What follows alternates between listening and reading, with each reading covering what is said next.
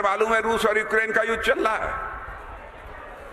मेरे बहनों भाइयों, 2 साल से रूस और यूक्रेन के बीच युद्ध चल रहा है।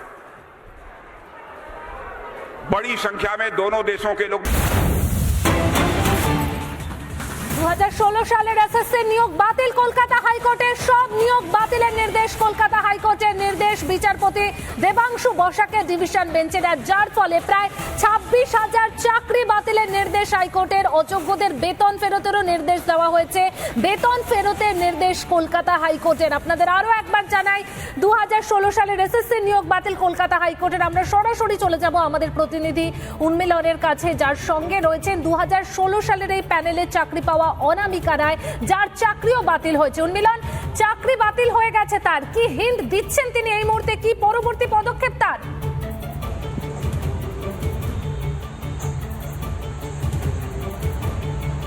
একদম, দেখো আমি অনামিকা রায়ের সামনে রয়েছি, সরাসরি তার মুখ থেকে শুনে নেব তিনি কি হিন্ট দিচ্ছেন। বলুন, আপনার এবছর এই যে রায়টা যে বেরিয়েছে, 17 রকম ভাবে নাকি দুর্নীতি হয়েছে এবং তার ফলে গোটা প্যানেল বাতিল করে দেওয়া হয়েছে, কি বলবেন?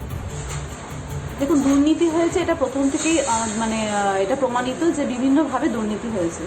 তো এতদিন ধরে যে তদন্ত হলো, এত কিছু যে কোর্টের কাছে পেশ করা হলো, যে র্যাঙ্ক জাম্প বলুন বা প্যানেল এক্সপায়ারি হওয়ার পর যাদেরকে নিয়োগ দেওয়া হয়েছে বা ব্ল্যাঙ্ক ওএমআর, তো এত রকমভাবে দুর্নীতি হয়েছে, সেগুলো কিন্তু সবটাই কোর্টের কাছে পেশ করা হয়েছে। তো আমার কথা হলো যে তাহলে যোগ্য প্রার্থীদের কি দোষ করলো, যোগ্য প্রার্থী আর অযোগ্য প্রার্থীদেরকে মিলিয়ে একবারে প্যানেলটা ক্যান্সেল করা হলো, এই রায়টা আমি কিছুতে মেনে নিতে পারছি না।